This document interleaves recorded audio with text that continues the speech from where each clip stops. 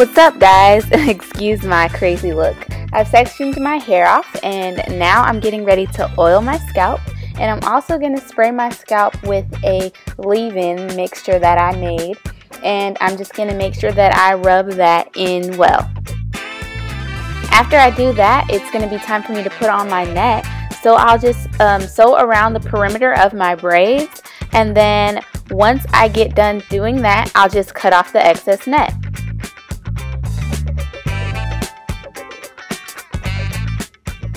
After I've cut off the excess net, it's time to sew it in. So I get my hair and my needle and I begin sewing in the back.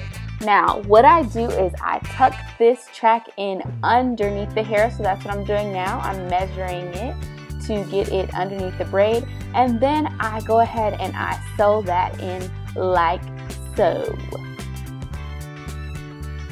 Once you've done that, just continue to sew side to side.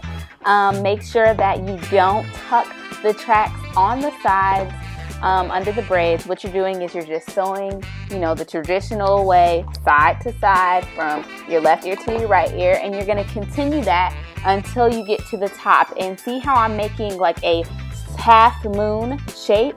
You're going to do that just going side to side, making sure that you are sewing the sides close together, laying the tracks close to each other, so that way you can have that seamless look when you pull the hair back. I also allow the needle and thread to naturally make a knot by holding the thread with my left hand and then putting the needle through the hole that I'm making with my right hand. Next, I cut a piece of hair that I am going to put in the front. I'm going to be tucking this piece underneath the braid in the front. I make sure that it fits and also that it is flipped in the right direction so that I do not have frayed hair sticking up. Then I'm going to secure that and make sure when you're doing this part that you are not tying this too tightly, because you want to have the movement to where you can move it forward and back.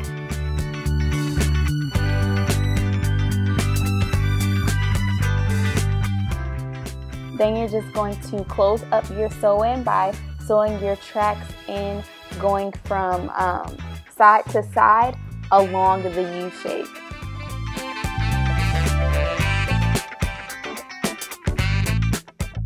This is the hair prior to styling.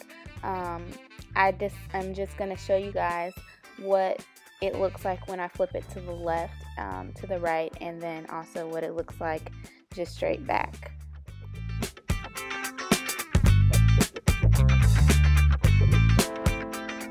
Here are a few pictures of the actual finished product, and this is basically what I do to blend it. The next morning, I recorded some footage for you guys so I could show you what it looks like when I pull it up into a ponytail.